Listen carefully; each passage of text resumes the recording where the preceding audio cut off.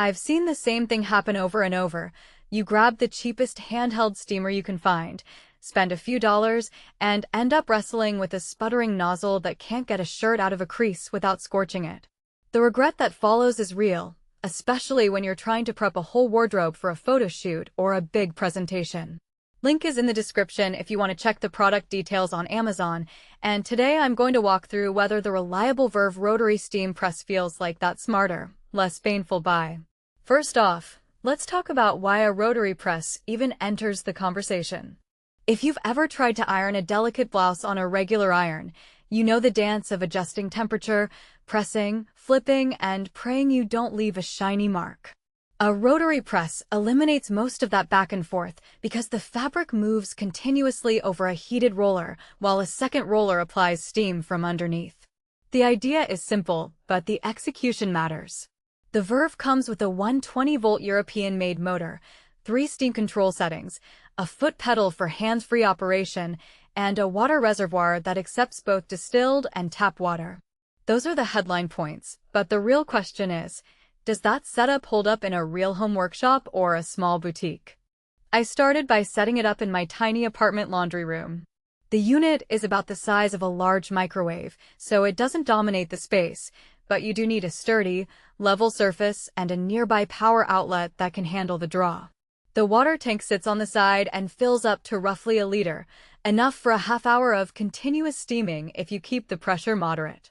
The foot pedal is a nice touch. It lets you keep your hands free to guide the fabric, which is a huge time saver when you're dealing with a rack of shirts. My first test was a batch of cotton button-downs that had been in the dryer for weeks and came out with stubborn wrinkles. I set the steam to the middle setting, engaged the pedal, and let the rollers glide. Within a few passes, the wrinkles vanished without any scorch marks, and the shirts felt softer because the steam also relaxed the fibers. That's the biggest practical strength I've seen, the ability to treat multiple garments quickly without needing to constantly readjust temperature. For anyone who does small batch prep, think boutique owners, fashion students, or even parents who need to get kids' school uniforms ready each week, the continuous feed saves a ton of effort. The variable speed control lets you slow the rollers for heavier fabrics like denim or speed up for lightweight silk, so you're not stuck at one pace for everything. And because the steam is generated on demand rather than stored in a separate boiler, you don't have to wait for a tank to fill before you start. Now, no product is without its trade-offs. The first thing I noticed was the warm-up time. It takes about 3 minutes for the rollers to reach optimal temperature, which isn't a huge delay, but it does mean you can't just grab the press for a quick touch-up between calls. The steam settings are labeled only as low, medium, and high, without exact temperature readings, so you're left guessing a bit if you move from cotton to a more heat-sensitive fabric. In practice, I found that the low setting works fine for polyester blends, but the medium setting can start to leave a faint sheen on satin if you linger too long. That's where the safety release lever comes in handy.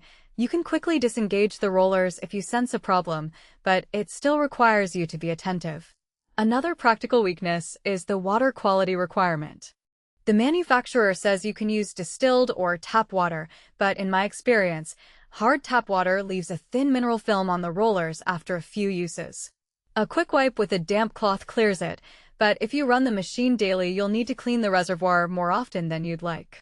For users in areas with very hard water, investing in a small inline water filter or sticking to distilled water might be worth the extra cost. Who should consider buying this press? If you're someone who needs to press a lot of garments on a regular basis, say a small tailoring shop, a costume designer, or a home-based clothing line, the time savings alone can justify the price.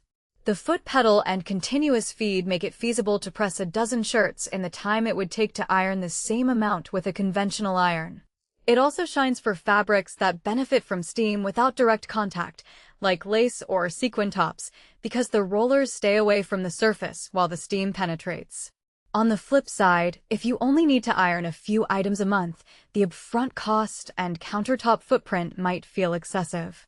A decent handheld steamer or a traditional iron can handle occasional use with less setup. Also, if you're looking for a machine that can handle